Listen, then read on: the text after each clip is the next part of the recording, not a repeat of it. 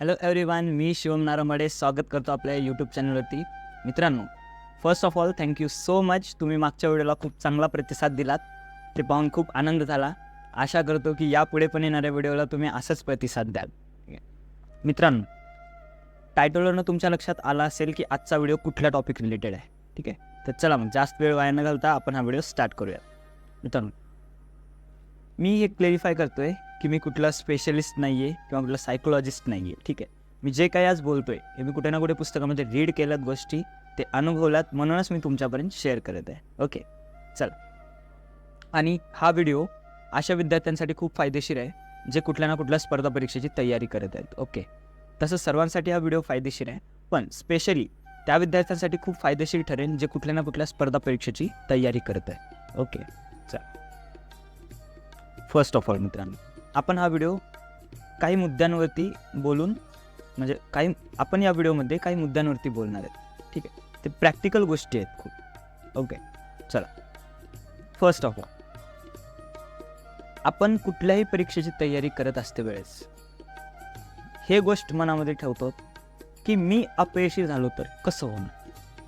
हा पहिला तणाव आहे आपला प्रिपरेशनच्या फेजमधला, की मला फेलियर जर भेटला तर मी काय करणार. ओके, लक्षात घ्या मित्रांनो, एक अपयश हे तुमचं आयुष्य बिलकुल ठरवू शकत नाही. ठीक आहे, एक परीक्षा हे तुमचं आयुष्य बिलकुल ठरवू शकत नाही. ठीक आहे, एक एक्झाम्पल देतो. आपले माजी राष्ट्रपती आणि great scientist doctor APJ Abdul Kalam sir यांना कोण नाही ओळखत, बरोबर. तुम्हाला माहिती आहे का, त्यांना फायटर प्लेनचा पायलट व्हायचं होतं, पण त्यांनी ते स्वप्न पूर्ण करू शकले नाही. मग काय त्यांनी खचून गेले का? नाही. विचार करा, त्याने जर त्या अपयशाला खचून जाऊन तिथेच थांबले असते तर आज आपण त्यांना आज आपण त्यांची आठवण केली असती का? नाही. विचार करा, त्याने जर नसले असते तर आज भारताच्या परमाणु कार्यक्रमाची स्थिती काय राहिली असती, बरोबर. म्हणून एक अपयश हे आपलं आयुष्य बिलकुल ठरवू शकत नाही.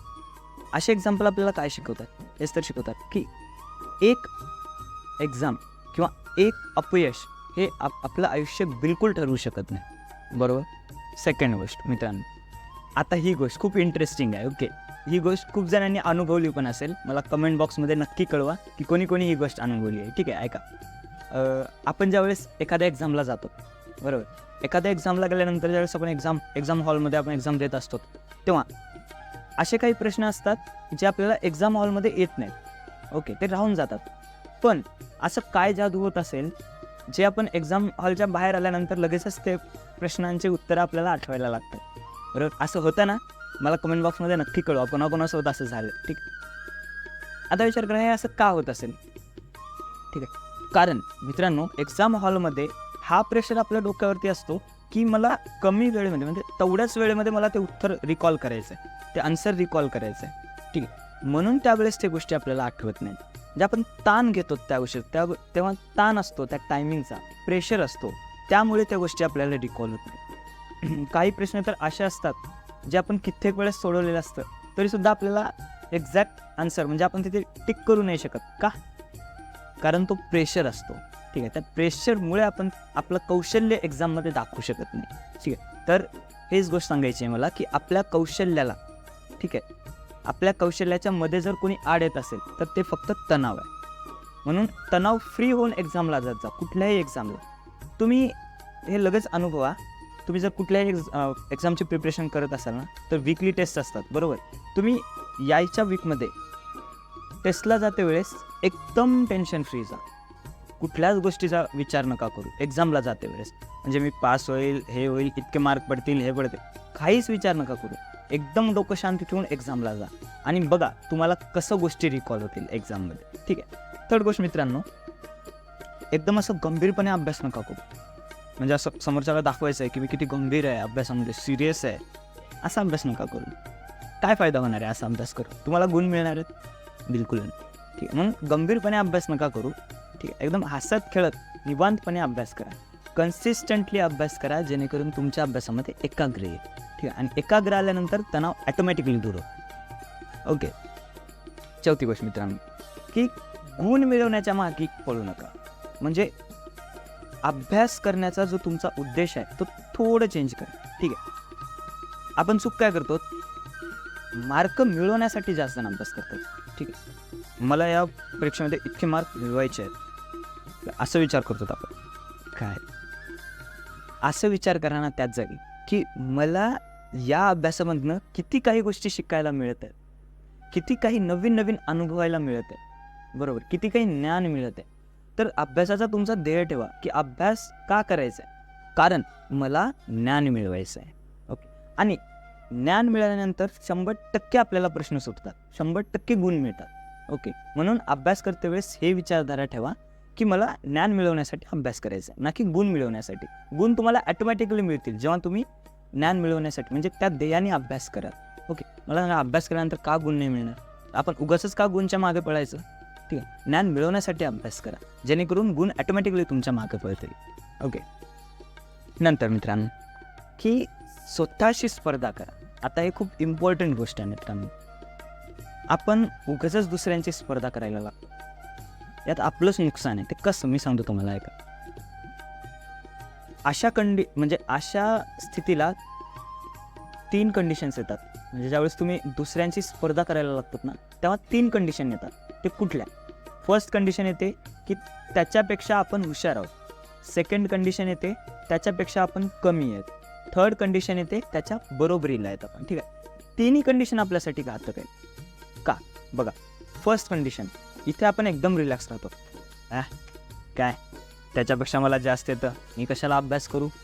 ठीक आहे, अशी मेंटॅलिटी आपली क्रिएट होते. मी कधी म्हणत आहे, जेव्हा आपण दुसऱ्याची स्पर्धा करतो तेव्हा. ओके, सेकंड कंडिशन काय होती, त्याच्यापेक्षा आपण कमी आहेत. आता ही तर कंडिशन सगळ्यांना स्ट्रेसफुल करेल, बरोबर. आपण जर एखाद्यासोबत स्पर्धा करत आहोत आणि त्यांना आपल्यापेक्षा एक सुद्धा गुण जास्त मिळू द्या, लगेच आपल्याला स्ट्रेस यायला लागतो. काय गरज आहे. थर्ड कंडिशन, त्याच्या बरोबरीला आहे, इथे सुद्धा आपला लॉस आहे. आपण काय करू, ठीक आहे, त्यांना पण तेवढंच आहे, मी पण तेवढंच आहे, मी एक्स्ट्रा काय करू, असं होतं. त्यामुळे दुसऱ्यांची स्पर्धा करण्याच्या अगोदर स्वतःशी स्पर्धा करा. तुम्हाला माहिती आहे का, एक प्रसिद्ध ॲथलिस्ट सर्जी बुबका, त्याने बांबू उडीमध्ये त्याचं एकदा नाही दोनदा नाही तर तब्बल 35 वेळा रेकॉर्ड तोडलं आहे. ठीक आहे, त्याच्यामधून आपल्याला काय शिकायला मिळतं की तो स्वतःशी स्पर्धा करतो. करेक्ट, स्वतःशी स्पर्धा करा. तुम्ही कुठल्या गोष्टीमध्ये म्हणजे वीक आहात हे जाणून घ्या. हे कधी कळेल, ज्यावेळेस तुम्ही स्वतःशी स्पर्धा करायला लागा. ओके, त्यावेळेसच ह्या गोष्टी तुम्हाला कळतील की मी या गोष्टीमध्ये वीक आहे, मी या पॉईंटवरती वीक आहे. तिथे तुम्ही एक्स्ट्रा ऑर्डिनरी काहीतरी करा. ठीक आहे, जेणेकरून त्या गोष्टींमध्ये तुम्ही एकदम चांगल्या लेवलला या. ओके, म्हणून स्वतःशी स्पर्धा करा, स्वतःला हरवा, प्रत्येक वेळेस स्वतःला हरवा, त्यावेळेस तुम्ही सक्सेसफुल व्हाल. ठीक आहे, आणि तणावमुक्त व्हाल मेन म्हणजे, कारण दुसऱ्याशी स्पर्धा करताना 100% तणाव येणार आपल्याला. ठीक आहे, तर अशा खूप साऱ्या गोष्टी आहेत ज्या आपल्याला तणाव देतात प्रिपरेशनच्या फेजमध्ये. पण या काही पर्टिक्युलरली गोष्टी आहेत जे म्हणजे आपण खूपच या गोष्टींचा विचार करतो, म्हणून मला वाटलं की या गोष्टी आपल्यापर्यंत शेअर करावं. ठीक आहे, पण असे आणखी खूप गोष्टी आहेत, जर ते बोलत गेलं तर व्हिडिओ खूप मोठा होऊन जाईल. त्यामुळे या गोष्टींचा नक्की विचार करा. ठीक आहे, की कुठल्या गोष्टी आपण या व्हिडिओमध्ये चर्चा केल्यात. तेव्हा फर्स्ट आपण काय बोललं की एक परीक्षा ही आपला शेवट नाही ठरवू शकत. ओके, सेकंड आपण काय बोललो, परीक्षा हॉलबद्दल. करेक्ट, की आपण एक्झाम हॉलमध्ये गेल्यानंतरच आपल्याला का गोष्टी रिकॉल होत नाही.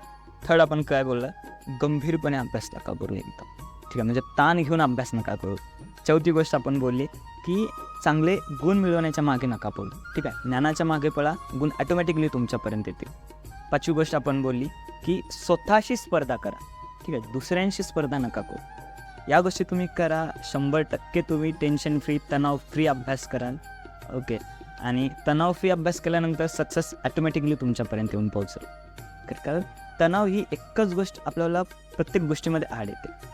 त्यामुळे टेन्शन फ्री अभ्यास करा, एकदम कन्सिस्टंट अभ्यास करा, एकाग्रने अभ्यास करा, तुम्ही 100% तणाव फ्री.